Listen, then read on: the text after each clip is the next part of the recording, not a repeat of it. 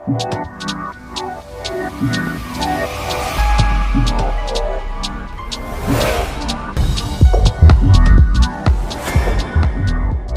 नाम अजीत कुमार है और मैं लेट्स इंस्पायर बिहार का बोर्ड मेंबर हूँ, इस ऑर्गेनाइजिंग कमेटी का। और उसके अलावा खुशी राम और रेडियंस मीडिया का फाउंडर भी हूँ। बहुत बहुत शुक्रिया अजीत साहब। आप पे लेट एस्पायर बिहार से जुड़े हुए हैं और उसके कमेटी के ऑर्गेनाइजर मेंबर भी हैं। इस भी ये जो समिट अभी हो रहा है और जो स्थिति अभी बिहार की बनी हुई है, इसमें आप किस तरह से कंपैरिजन कर रहे हैं कि बिहार में एक तरफ यहाँ भाजपा के शासन और डबल इंजन की सरकार, और उसके बाद फिर वहाँ पे गिरिराज जैसे मंत्री का उटपटांग बयान, कुछ सांप्रदायिक बयान, सांप्रदायिकता को भड़काने वाली बातें, और दूसरी तरफ हमारे सुलझे हुए और बहुत ही वैभव तो नाम ही है उनका, विकास वैभव जी आईपीएस, वो बिहार के विकास के लिए अग्रसर हैं। और फिर वही मंत्री जो बिहार के प्रति थोड़ा सा बिहार के एक समुदाय के प्रति एग्रेसिव है, वो भी इस मंच पे है। आप किस तरह से देख रहे हैं इसमें?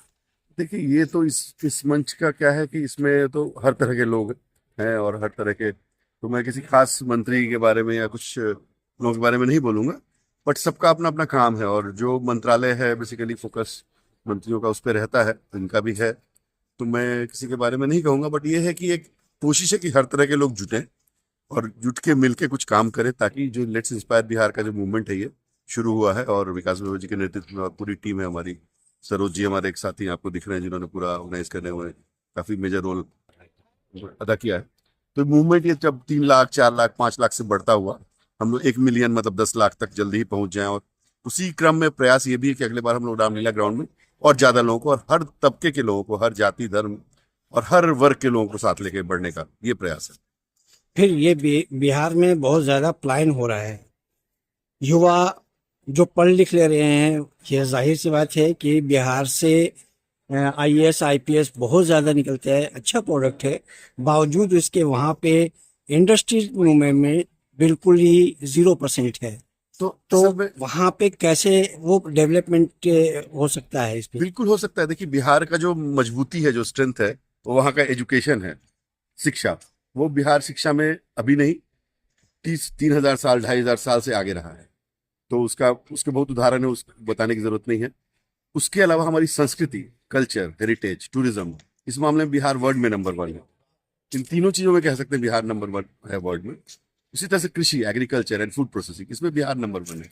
तो हमें फोकस इन एरियाज पे करना चाहिए बजाय कि अलग तरह की इंडस्ट्रीज का। और जब हम एजुकेशन की बात करते हैं तो ह्यूमन रिसोर्सेज है, एजुकेशन इंस्टीट्यूशन है, उसके अलावा इंफॉर्मेशन टेक्नोलॉजी में बहुत बिहारीज हैं, पूरे भारत में, पूरी दुनिया में फैले हुए हैं, उसको बिहार में लाने की जरूरत है। और आईटी एनेबल्ड सर्विसेज, जैसे आईटी, हेल्थ हुआ, एजुकेशन हुआ, एडटेक, मेडटेक कंपनीज, तो उनको लाने की जरूरत है बिहार में। और ये बहुत संभव है क्योंकि ह्यूमन रिसोर्स हमारा दुनिया में सबसे अच्छा है। ये बहुत अच्छी बात कही आपने। एक सुझाव ये है कि आईटी आज दुनिया में सबसे ज़्यादा प्रोवाइड किया जा रहा है और आईटी सेक्टर आज मजबूत है, हर इंसान के अंदर में आईटी है।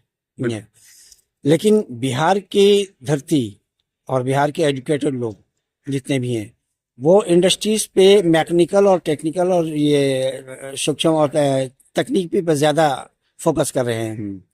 वहाँ पे आईटी सेक्टर में वहाँ पे लाने के लिए आपके पास कौन सा ऐसा प्लान है या कुछ विचार है? आईटी सेक्टर जहाँ भी होता है ना, तो वहाँ पे मीडिया एंड एंटरटेनमेंट, कल्चर, उसका भी स्कोप अच्छा होना चाहिए। जैसे आईटी सेक्टर के लोग जनरली क्या होते हैं, मिडिल क्लास के या अपर मिडिल क्लास के लोग होते हैं, एजुकेटेड लोग होते हैं, वो चाहते हैं परिवार के लिए अच्छा लाइफस्टाइल हो।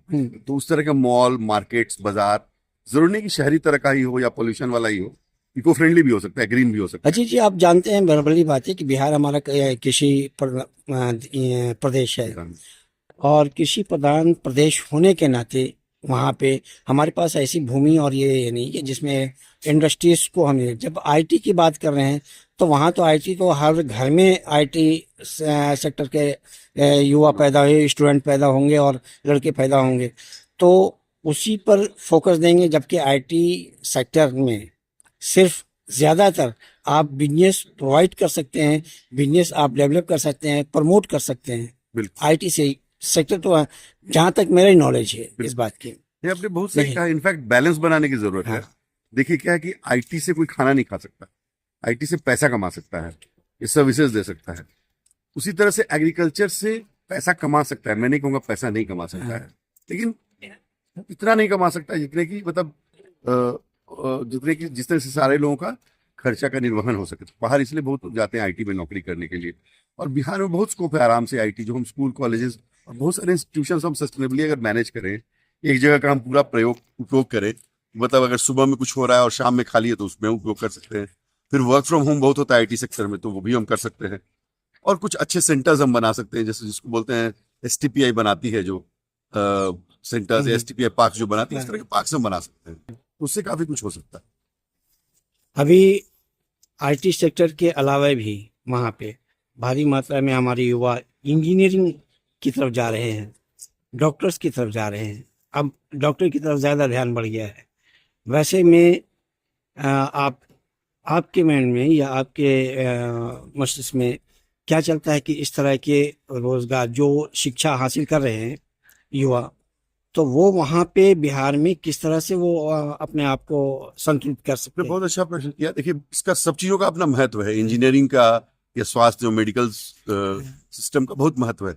तो मेडिकल सिस्टम का भी दो पार्ट है। अब आयुष बहुत तेजी से उभर रहा है, जैसे कि आयुर्वेद अभी एक चीज मैं और जोड़ दूं कि वो जो मेडिकल कर रहे हैं वो अपना खेत बेच करके, चाहे जिस तरह से भी संसाधन जुड़ा करके, लेकिन वो करने के बाद फिर उनके पास वो मॉनेटरी नहीं है, वो इनकम सोर्स ऑफ इनकम नहीं है कि वो उसको डेवलप कर सके, वहां पर बिहार में कर सके। तो वहां पे आपका क्या देखिए, एक तो ज्यादा मेडिकल कॉलेजेस खोलने चाहिए, सरकारी भी और गैर सरकारी भी, दोनों, तो इससे भी कॉस्ट कम होगा। दूसरा क्या है कि हम मेडिकल में सिर्फ अंग्रेजी या जो एलोपैथ सिस्टम जिसको मानते हैं हम लोग, उस पर ना जाएं। आयुष सिस्टम का तेजी से विकास हो रहा है, या कह सकते हैं रिवाइवल हो रहा है। ये तो बहुत पुराना है, आप चाहे आयुर्वेद की बात करें या यूनानी की बात करें, योग की बात करें, नेचुरोपैथी की बात करें, सिद्धा की बात करें, होम्योपैथी की बात करें, इनका तेजी से विकास हो रहा है। तो इस पर हमें काम करने की जरूरत है बहुत।